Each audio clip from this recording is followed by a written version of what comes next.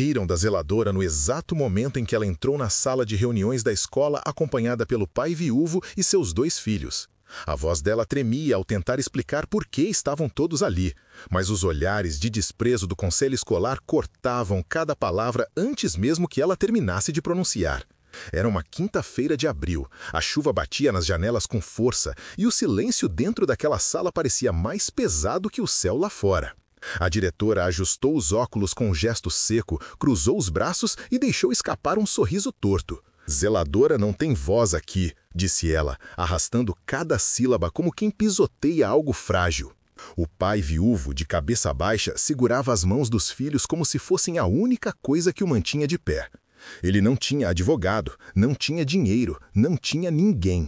Só tinha aquela mulher de uniforme azul desbotado que limpava os corredores da escola e que, por algum motivo, decidira ficar ao lado dele quando todos os outros viraram o rosto. E você?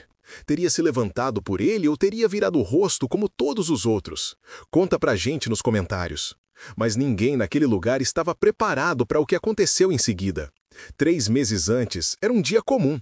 A zeladora Maria Lúcia estava passando pano no corredor do 2º andar quando ouviu o choro abafado vindo do banheiro masculino. Ela hesitou.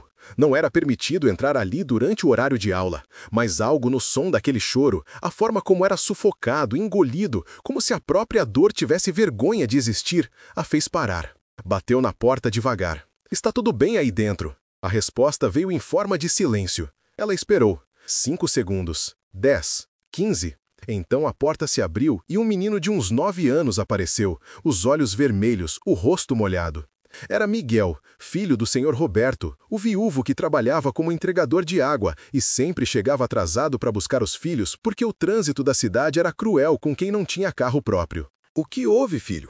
Maria perguntou, abaixando-se até ficar na altura dele. Miguel não respondeu, apenas enfiou a mão no bolso e tirou um bilhete amassado. Ela leu em silêncio. "Seu pai é um fracassado, você também vai ser." O coração de Maria apertou. Ela conhecia aquele tipo de crueldade. Já tinha visto crianças sendo esmagadas por palavras muito antes de entenderem o peso delas. Tinha visto alunos que chegavam felizes na escola e saíam cabisbaixos, carregando uma dor que ninguém deveria carregar. "Quem escreveu isso?" perguntou, controlando a voz. Miguel olhou para o chão. "Todo mundo fala. A professora falou que meu pai nem consegue pagar o material direito. Ela falou na frente da turma inteira." Maria respirou fundo. Aquilo não era só sobre um bilhete. Era sobre um sistema inteiro que esmagava os que não se encaixavam. Era sobre pessoas que confundiam dinheiro com valor humano. "Vem cá", disse ela, limpando o rosto do menino com a manga do próprio uniforme. "Seu pai é um homem de verdade, e você vai ver isso. Prometo que vai ver."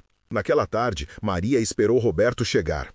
Ele surgiu suado, com a camisa grudada nas costas, pedindo desculpas pelo atraso como sempre fazia. Ela o chamou para o canto, longe dos outros pais, e contou sobre o bilhete. Ele empalideceu. As mãos começaram a tremer. "Eu faço o que posso", murmurou, a voz quebrando. "Trabalho todo dia, das 4 da manhã até às 7 da noite. Mas nunca é suficiente. Nunca." Maria segurou o braço dele com firmeza. "Você não está sozinho", disse. E naquele momento, sem perceber, ela fez uma escolha que mudaria tudo. Se histórias de pais que nunca desistem te emocionam, inscreva-se agora. Novas histórias poderosas toda semana. Roberto era viúvo há 2 anos e 4 meses. A esposa, Clara, morrera de câncer no pulmão 6 meses depois do diagnóstico.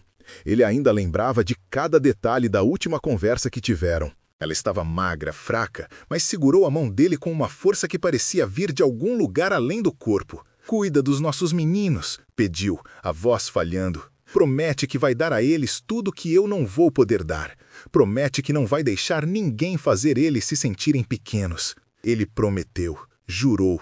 E desde então carregava aquela promessa como quem carrega uma pedra no peito, pesada, mas preciosa. Acordava às 4 da manhã, entregava galões de água até às 7 da noite, voltava exausto, fazia comida para os filhos, ajudava com a lição de casa mesmo sem entender metade dos exercícios, deitava tarde e recomeçava tudo no dia seguinte. Mas a escola cobrava taxas, cobrava uniformes novos a cada semestre, cobrava materiais caros que ele não conseguia comprar no prazo. E a diretora, Dona Marta, uma mulher de 50 e poucos anos que falava como se tivesse nascido em berço de ouro e se vestia como se estivesse sempre indo para um jantar de gala, não perdia a chance de humilhá-lo em público. "O senhor sabe que há prazos, não sabe?", disse ela certa vez, na frente de outros pais, na porta da escola, com aquele tom que pessoas como ela usam quando querem deixar claro que você não pertence àquele lugar. "Se não pode pagar, talvez seja melhor procurar uma escola pública. Lá o senhor não terá essas exigências." Roberto engoliu a humilhação. Não respondeu, apenas abaixou a cabeça e saiu com os filhos, um de cada lado, sentindo o peso dos olhares sobre as costas. Mas Miguel e Lucas ouviram tudo, cada palavra, cada sílaba venenosa. E aquilo ficou marcado neles como uma tatuagem invisível que dói mesmo quando ninguém está vendo. Maria viu tudo de longe. Estava limpando os vidros da entrada quando presenciou a cena. Viu a vergonha no rosto de Roberto. Viu os meninos andando devagar como se carregassem um peso que não deveria ser deles, e decidiu agir. Começou pequeno. Um lanche extra para os meninos durante o recreio. Um caderno que sobrou do estoque da escola. Uma palavra de incentivo quando ninguém mais estava olhando. "Seu pai é um homem bom", dizia ela para Miguel sempre que o via sozinho. "Ele trabalha duro porque ama vocês. Nunca esqueça disso." Roberto percebeu as pequenas gentilezas e agradeceu, mas sempre com o peso da culpa estampado no rosto. "Não precisa fazer isso, Dona Maria", disse ele certa vez, depois que ela deu um casaco velho mais quentinho para Lucas. "A senhora já tem suas próprias dificuldades." Maria sorriu, um sorriso cansado, mas genuíno. "Não estou fazendo por obrigação, Roberto. Estou fazendo porque é certo. Porque se eu não fizer, quem vai fazer?" Ele olhou para ela como quem olha para alguém que acabou de acender uma luz no escuro. E pela primeira vez em 2 anos, sentiu que não estava completamente sozinho naquele mundo. Mas a diretora Marta não gostou. Nada. Ela via Maria como alguém que estava passando dos limites, interferindo em assuntos que não eram da sua conta. "Zeladora cuida de limpeza, não de aluno", disse ela, em tom cortante, quando soube que Maria estava ajudando os meninos. Maria não respondeu naquele dia. Apenas continuou fazendo o que achava certo. E isso deixou Marta furiosa, porque pessoas como ela não suportam ser ignoradas. Então veio o golpe. Um dia, no começo de março, Roberto recebeu uma notificação da escola. Uma carta formal, com papel timbrado e linguagem jurídica que ele mal conseguia compreender. Os filhos estavam sendo transferidos compulsoriamente por inadimplência reiterada e comportamento inadequado dos responsáveis. Ele leu aquilo 3 vezes. 4? 5? Não conseguia entender. Miguel e Lucas eram bons alunos, educados, comportados, tiravam notas razoáveis. O problema não eram eles, era ele. Era o fato de ser pobre, de ser viúvo, de não ter sobrenome importante, de não ter paletó e gravata, de não ter carro importado estacionado na frente da escola. Roberto foi até a escola no mesmo dia, pediu para falar com a diretora. Esperou 40 minutos na recepção, em pé, porque a secretária não o convidou para sentar. Quando finalmente foi chamado, entrou na sala de Marta com o coração batendo como um tambor de guerra. Ela o recebeu com frieza, nem levantou da cadeira. "A decisão já foi tomada, senhor Roberto", disse ela, folheando papéis como se ele fosse apenas mais um detalhe burocrático do dia. O conselho votou, foi unânime. Ele tentou argumentar, explicou que estava fazendo o possível, que precisava de mais um prazo, que os meninos amavam aquela escola. Ela o interrompeu com um gesto de mão. "Senhor Roberto, o senhor não entende. Esta escola tem padrões. Temos famílias de tradição, de nome, que esperam um certo nível de ambiente. E o senhor, infelizmente, não se encaixa neles. É melhor assim, para todo mundo." Foi Maria quem ouviu tudo. Ela estava limpando o corredor ao lado da sala da diretora. A porta estava entreaberta. Ela ouviu cada palavra. Ouviu o tom, ouviu a crueldade disfarçada de profissionalismo.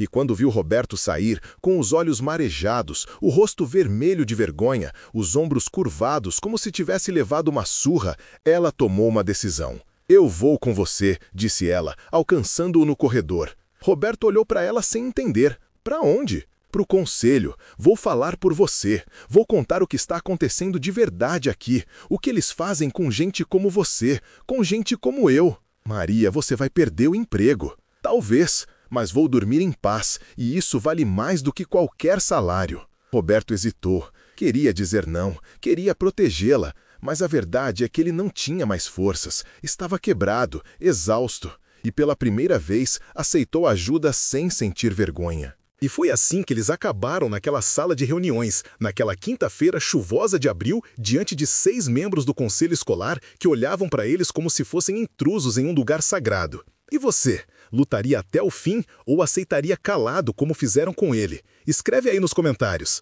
Maria começou a falar. A voz era firme, mas havia uma emoção contida ali, como água prestes a transbordar. Contou sobre os bilhetes maldosos que os filhos de Roberto recebiam, sobre a humilhação pública na porta da escola, sobre como a instituição cobrava taxas exorbitantes, mas não oferecia nenhum tipo de apoio para famílias em dificuldade. Contou sobre Miguel chorando no banheiro, sobre o bilhete cruel escrito por uma professora da própria escola, sobre Lucas perguntando ao pai, em voz baixa na hora de dormir, se eles eram menos importantes que os outros, porque não tinham uma mãe viva e não tinham dinheiro. A sala ficou em silêncio, um silêncio diferente, não era mais de desprezo. Era de desconforto, porque a verdade, quando dita em voz alta, tem o poder de constranger até os mais cínicos.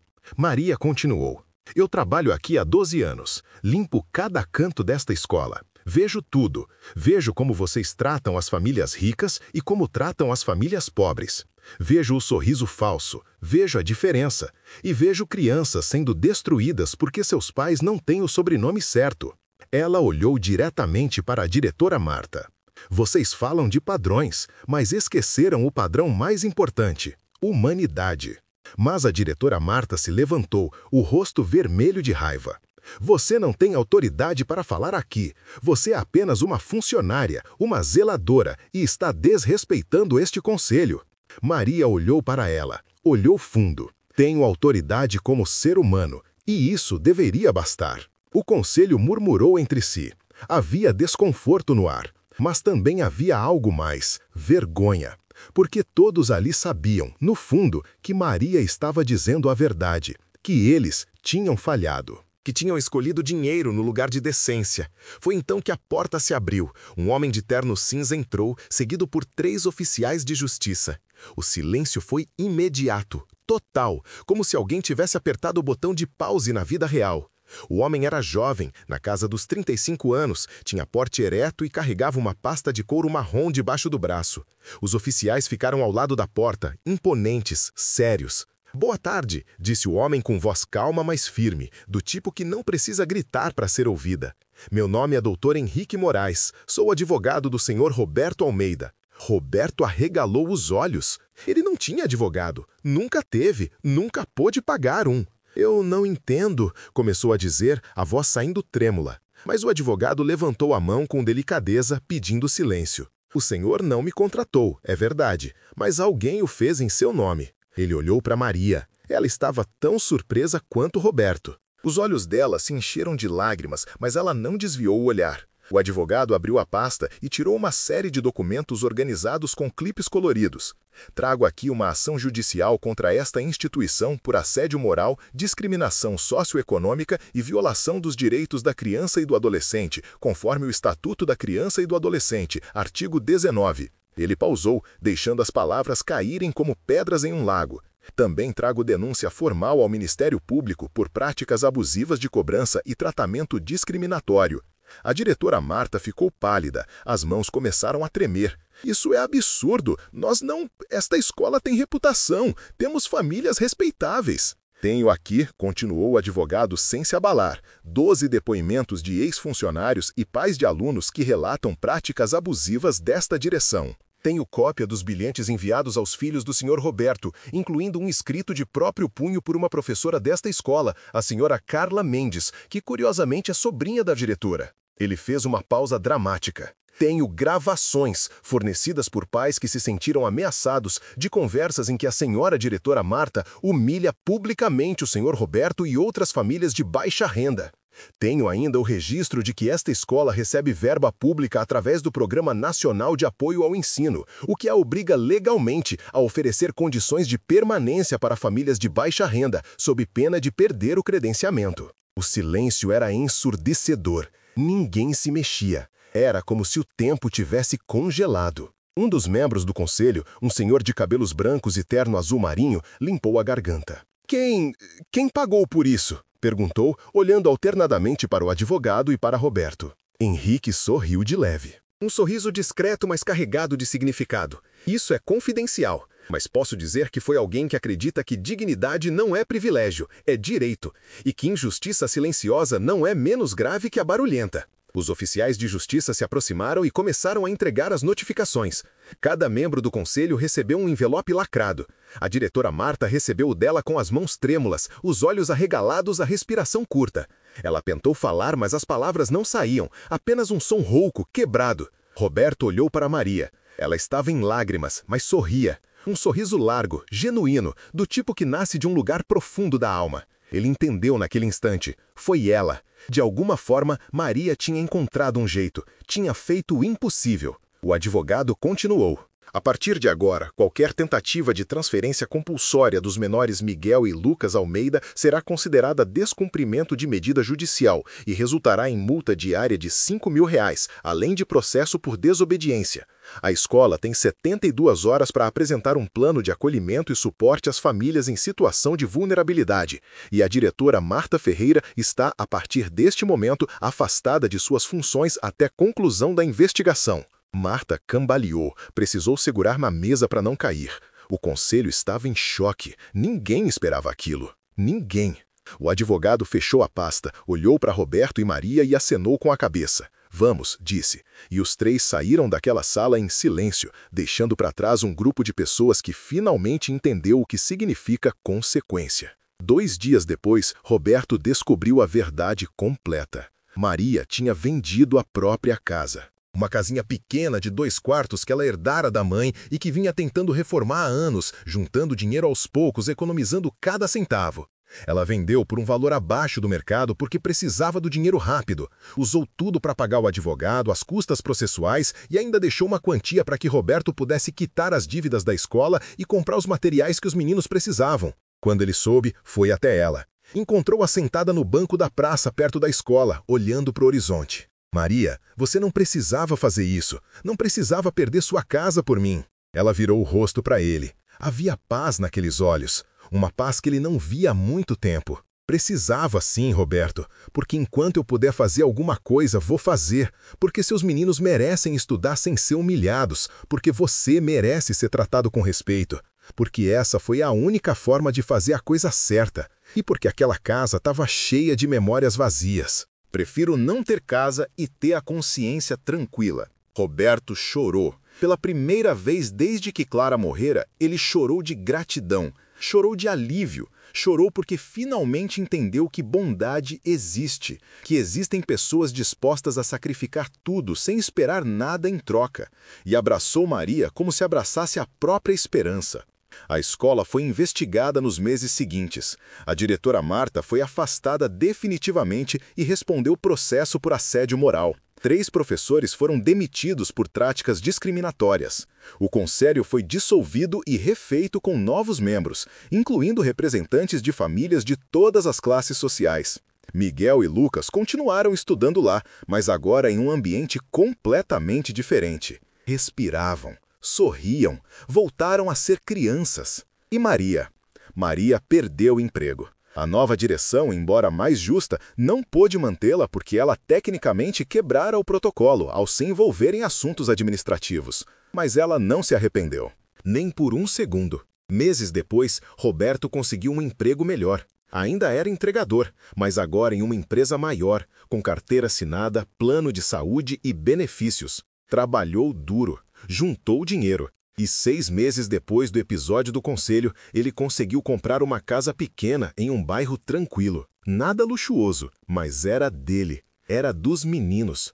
E tinha espaço sobrando. A primeira coisa que fez foi procurar Maria. Ela estava morando em um quartinho alugado, trabalhando como diarista. Quando ele bateu na porta, ela abriu com um sorriso surpreso. «Roberto, que alegria te ver!» Ele entrou, olhou ao redor. O lugar era simples, limpo, mas vazio de vida. «Vim te fazer uma proposta», disse ele, a voz firme. «Tenho uma casa agora, 3 quartos. Um deles é seu, se você quiser». Maria ficou sem palavras. «Roberto, eu não posso». «Pode sim», ele interrompeu. «Você me deu dignidade quando eu não tinha mais nada. Você sacrificou tudo por mim e pelos meus filhos. Agora é minha vez de retribuir. Não é caridade, é justiça, é família. Ela chorou, aceitou. E naquela noite, quando jantaram juntos pela primeira vez, Roberto, Maria, Miguel e Lucas, havia algo no ar que nenhum deles conseguia nomear, mas todos sentiam. Era calor, era pertencimento, era família. Não de sangue, mas de escolha, de sacrifício, de amor verdadeiro. Miguel olhou para Maria enquanto ela colocava arroz no prato dele e perguntou, com aquela sinceridade brutal que só crianças têm: Tia Maria, você é tipo nossa segunda mãe agora? Maria olhou para Roberto. Ele sorriu, os olhos marejados. Ela olhou de volta para o menino e respondeu, a voz embargada: Se vocês quiserem, sim, eu gostaria muito disso. Lucas, o mais novo, levantou o copo de suco. Então vamos fazer um brinde, pela nossa família. E todos ergueram os copos e brindaram. A vida, a segunda chance, a bondade que ainda existe no mundo. Naquele dia, Maria não ganhou dinheiro, não ganhou reconhecimento público. Não ganhou prêmio ou medalha, mas recuperou algo que ninguém podia tirar: o respeito por si mesma, a certeza de que fez a diferença. E Roberto aprendeu uma lição que carregaria para sempre e ensinaria aos filhos: jamais julgue quem está ao seu lado pela roupa que veste, pelo cargo que ocupa ou pelo tamanho da conta bancária. Porque às vezes a pessoa mais importante da sua vida é aquela que você nunca imaginou, é aquela que escolhe ficar quando todos os outros vão embora. Se essa história te tocou, inscreva-se agora para ouvir mais relatos reais de coragem e amor todas as semanas. E clique no vídeo da tela para assistir o próximo, com uma reviravolta tão intensa que você nunca vai esquecer.